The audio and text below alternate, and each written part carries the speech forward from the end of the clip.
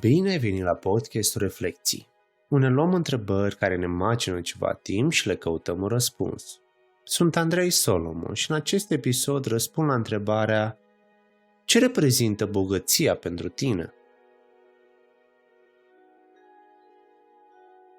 A fost o perioadă în care am încercat să definesc ideea de bogăție.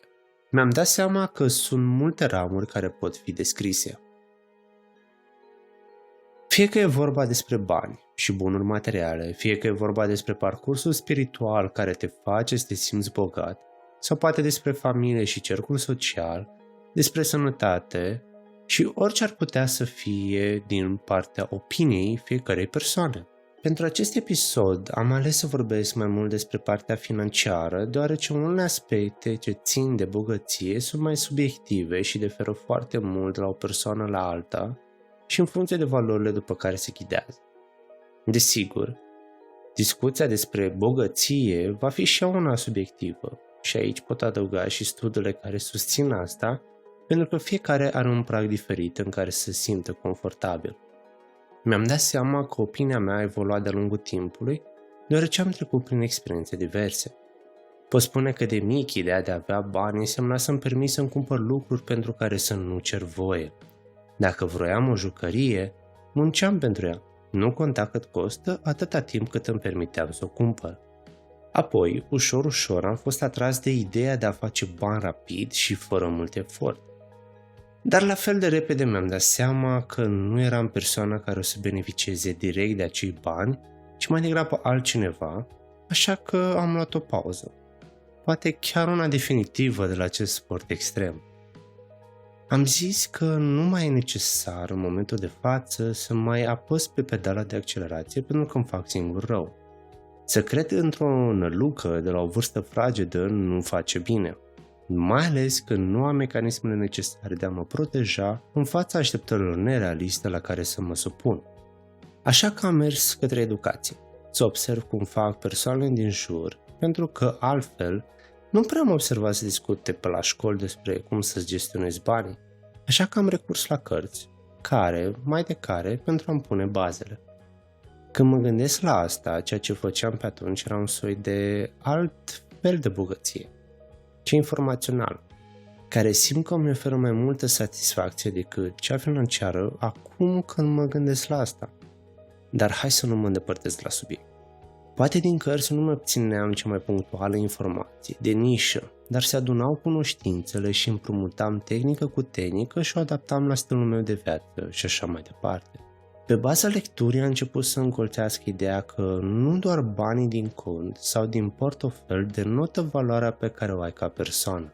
Așa putem discuta despre persoane care câștigă la jocurile de noroc sau la loto și nu știu ce să facă cu așa sumă de bani. Iar în câțiva ani, ghiște, tot la același nivel sunt înainte de câștig. Și nu-mi doream asta. Din curiozitate am început să văd de ce este acest prag al banilor. Studiile realizate pe acest subiect sunt foarte diverse, de la biasurile pe care le avem față de străini, când este necesar să împărțim banii, până la suma care ne face fericiți. Vreau să fac și o mică pauză și să discut despre altceva foarte pe scurt. În cadrul acestui episod voi oferi un voucher cadou pentru prima persoană care îmi scrie în privat, pe Facebook, cuvântul cheie, fericire. Va cuprinde 3 ședințe gratuite de psihoterapie individuale. Poate fi folosit atât în nume propriu, cât și făcut cadou. Scrie-mi repede, imediat ce ai ajuns până aici, ca să-l poți obține.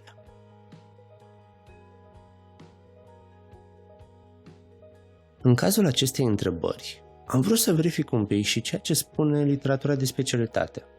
Un articol pe care l-am găsit mi-a dat câteva semnale de alarmă. Menționez că articolele vor fi anexate la scriptul episodului, care se va afla în descriere sau în notițele providerului de la podcast. Un prim studiu longitudinal a investigat cum ne afectează îngrijorările despre bani sau lipsa lor sănătatea noastră fizică. Una dintre concluzii precizează că persoanele care au avut un grad mai înalt de îngrijorări au avut dureri și pe măsură ce timpul trecea și îngrijorările erau din ce în ce mai puternice, participanții resimțeau un grad mai ridicat de pierderea controlului și creștea durerea resimțită. La așa ceva nu m-am așteptat. dar are sens. Stresul pe care îl resimțim din cauza că ne preocupăm mereu de situația materială ne poate provoca stări neplăcute în corp, chiar să ajungem să ne îmbolnăvim. Și aici aș vrea să mai fac trimitere la un alt studiu în care se investiga care este nivelul la care ne simțim confortabil cu banii pe care îi avem. Când ne dăm seama că ceea ce câștigăm este suficient pentru noi sau ne trebuie și mai mult. Autorii studiului menționau că fiecare avem un prag al nostru de bunăstare. Ceea ce este sub prag ne creează un stres pentru că nu este suficient și ce se află peste prag iarăși ne face să ne simțim inconfortabil. Putem include mulți factori care să ne influențeze acest nivel. Poate fi stilul nostru de viață, pot fi problemele de sănătate personale sau cunoscuților noștri, poate ceea ce vedem prin emisiuni, exemplele pe care le preluăm de la vedete și motivele pot continua. Și atunci când te afli peste prag, ești nevoit să faci compromisuri pentru o perioadă de timp ca să rămâi la acel nivel. Poate mai puțin timp cu familia, mai mult stres, decizii mai importante de luat, care influențează multe alte persoane și la final îți dai seama că, deși câștigi mai mult, ai o viață mai bună, nu te simți prea satisfăcut. Și ce se poate face? Răspunsul mi-aș fi dorit să fie un simplu, dar nu prea e așa. Un review pe care l-am găsit este realizat în 2016, investiga legătura dintre timp, bani și fericire și arăta că sunt două direcții importante către care se pot orienta persoanele pentru a-și crește gradul de fericire. Orientarea către a face cadouri altor persoane și să cumpere experiențe decât lucruri materiale. Ceea ce am mai observat este diferența de cuvinte folosite.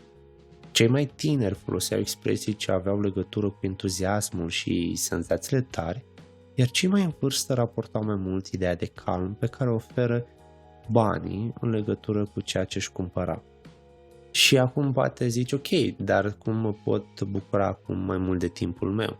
În același review menționează de capsule ale timpului. Poate întreb ce implică ele. Sunt niște cutii cu amintiri. Orice ai făcut și ți s-a părut relevant, poți adăuga în cutie. Poți chiar să descrii dacă nu ai o poză sau ceva palpabil care să-ți aducă aminte. Iar apoi, când participanții deschideau această cutie peste câteva luni, în cazul de față, se simțeau mai fericiți, mai ales de activitățile simple și nu de cele extraordinare. Un lucru care m-a surprins. Nu mă așteptam la acest rezultat. Și în concluzie, mi-am dat seama că fiecare avem un stil al nostru de a vedea bogăția și pentru a ne simți fericiți este indicat să ne orientăm către experiențele pe care le avem cu persoanele potrivite și să privim timpul ca fiind ceva finit. Mi-am dat seama că mi-a plăcut să mă documentez în legătură cu acest subiect și să fac o combinație între reflexia personală și suportul teoretic. Vreau să-ți reamintesc că pentru următorul episod voi răspunde la întrebările pe care le primesc din partea comunității. Scrie-mi în privat și marți, pe 22 iunie, vei afla cum am răspuns.